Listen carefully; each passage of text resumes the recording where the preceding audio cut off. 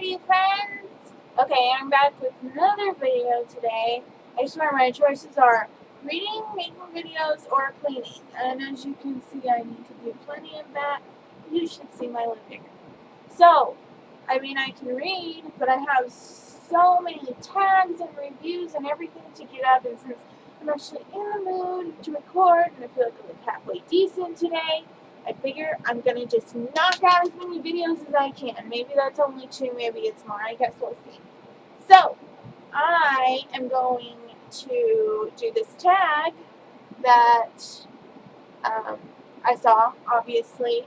The tag is by Checked Out Show, and then I also saw Ariel post it. So the original tag is 5 authors I haven't read yet. And then Ariel did 7 authors I haven't read yet, and I'm going to do something like 11, I think.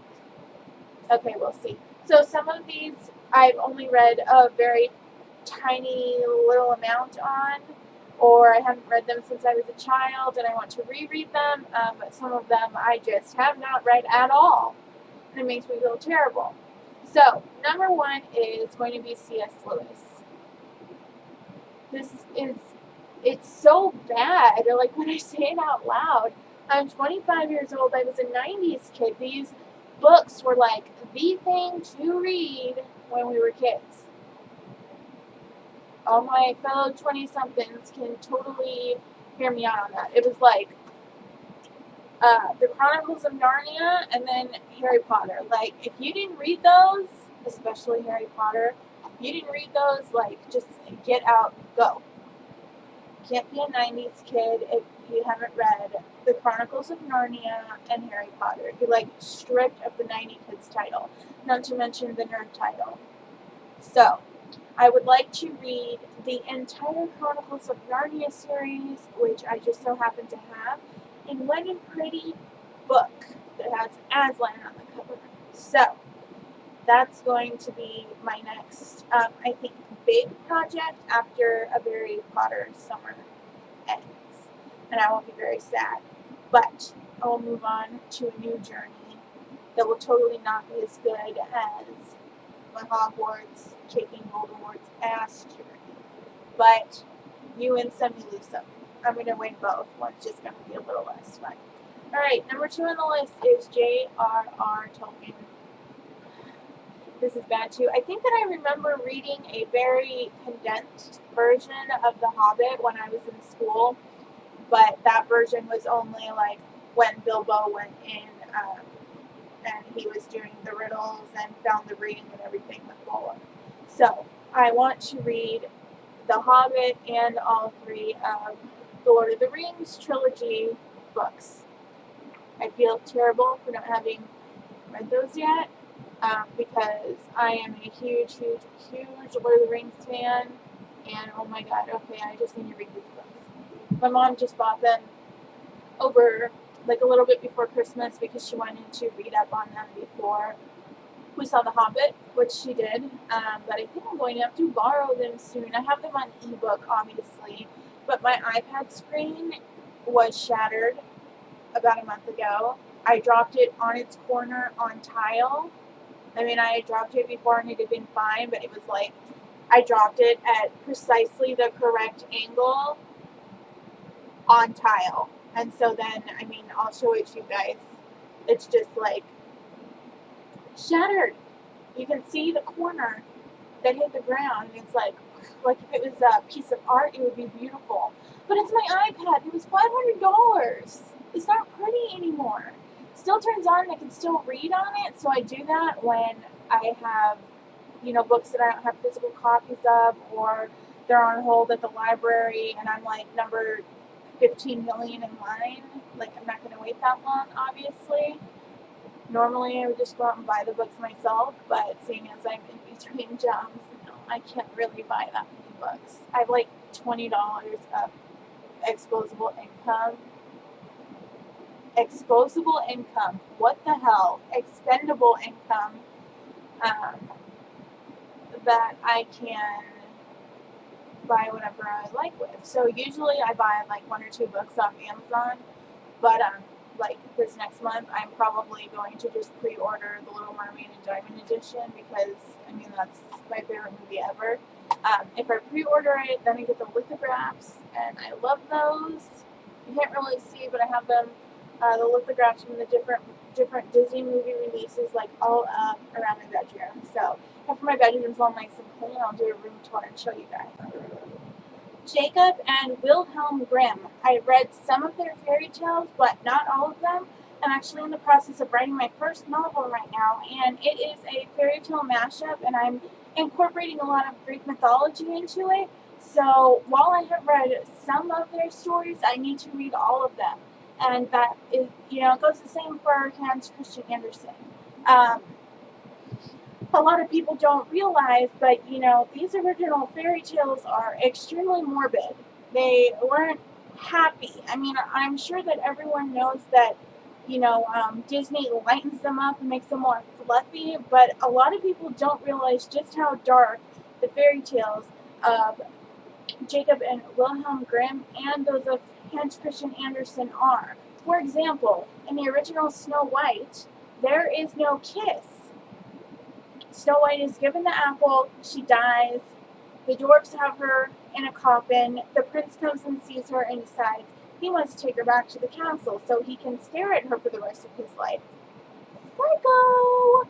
So, they finally agree to it, and the prince gets his, bodyguards or two of his men to, pick up the coffin and carry it back to his kingdom. And one of them trips, and the coffin gets dropped, and the piece of apple that was lodged in Snow White's throat gets dislodged, and she wakes up. There was no kiss. Following that, they fall in love and they get married. The evil queen, who thinks that Snow White is still dead, is informed of this and invited to the party. She gets there, sees that it's Snow White that is the new queen. She freaks out, but it doesn't matter because the prince has had 2 hot plates made into shoes, and they have been heating over coal and fire, just waiting for her to arrive. And the prince, in return for her poor behavior and the way that she treated Snow White, tells her that she's going to dance, and she's going to wear these hot plates as shoes until she dies. So, I mean, really, I know there are scary stories in horror out there. I love horror. It's one of my favorite genres ever. But I understand that Jacob and Wilhelm didn't go into a lot of detail, but, I mean, we see in these other movies vampires ripping people's throats out or zombies ripping, their heads off and, eating their brains. But that's a little quick compared to being forced to dance on hot plates for shoes until you die. I mean, I can't even walk outside right now in the middle of the summer in Arizona without burning my damn feet. I can't imagine having to dance on something that is more than 4,000 degrees in temperature until I die. I mean, that's not something that kills you right away. It's going to take some time. That would suck. So, anyways, as I was saying, I've read some, but not all, and I need to read them all. I need to incorporate as many of them, or I'm not going to try to, cram them all in, but I would like to have all of those ideas there and, to see what kind of twists I can do or what kind of merging I can do between the fairy tales. Hans Christian Andersen. I have read some of his fairy tales, but not all of them, so I plan to do that as well. My understanding is that he was even more morbid than Jacob and Wilhelm Grimm, so I'm very excited to get into that. Next, another that I have read some of, but not nearly enough, is Edgar Allan Poe. I've absolutely loved what I have read of his, but I want to read it all. This is another that I'm waiting for a beautiful leather-bound edition of all of his works in one place. I have an ebook of all of his works, and for now, that's just gonna have to do. If I want a full, tangible copy of something to read, then I just pick it up from the library. When it comes to these classics, I'm not buying them unless, 1, I can get it for really cheap, or 2, it's a leather-bound copy. I mean, I'm so picky. Okay, next, This is one of the authors that I read a lot as a child, Roald Dahl, and I actually have his full compilation of all of his books in ebook form on my iPad. But this is one that I would go out and buy books individually. I just remember how much I really enjoyed the books of his that I did read. I didn't read many of his. There was the BFG I read Matilda, and I read Charlie and the Chocolate Factory, and then Charlie and the Glass Elevator. But there are so many more, so I would really, really love to read the rest of his stuff and reread the books that I mentioned previously. Alright, next we have Jane Austen. I started to read Northanger Abbey. How long ago was it? Like probably 2 months ago. And I just got so distracted with other things, and then I got into a reading slump, so I never finished it. But I did pick up Pride and Prejudice, as well as Pride and Prejudice and Zombies. So I'll be reading both of those probably by the end of July. So I'm really excited for those. I actually found a leather-bound copy of Jane Austen's work. It has 7 of her novels on Amazon, so I'm going to go ahead and try and purchase that soon. Something like $30. And first, it's hard to get 7 books for $30, especially classics. But when you have when you have 7 books by Jane Austen in one place and it's leather bound, yes please. Okay, so next is J.D. Salinger. Everyone talks and says so many great things. I have not read a single word that he has written, so I'm really looking forward to doing that. Same with Ernest Hemingway. No, I take that back. I think I read one of his essays, and it was a comparison. I forget who it was between, but maybe it was Robert Frost and Ernest Hemingway.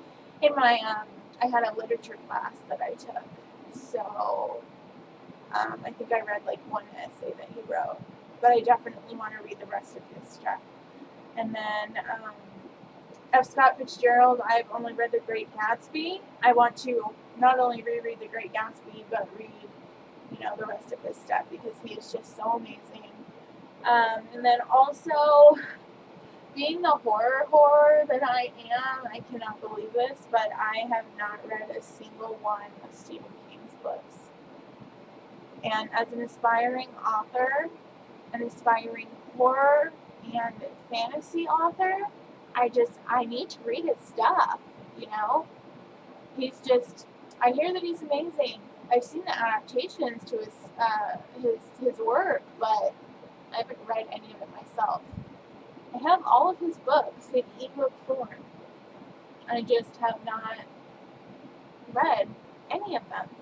So throughout the year, I'll try to do that. And then there were 2 more that I was thinking of as I was recording this video, but I can't remember them now. I did read Why We Broke Up by Daniel Handler, but I do want to read the series of Unfortunate Events by Lemony Snicket.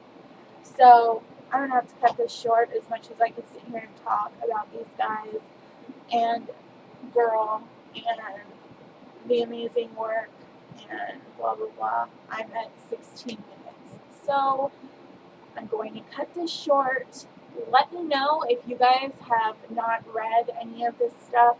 If you have read things by these authors, let me know your favorites, recommendations, and make a response video to check out Show's original 5 authors I haven't read yet. As you can see, I did a lot more than 5. I almost tripled that, but I can't help it. So, I will see you guys soon with another video, okay? Toodles!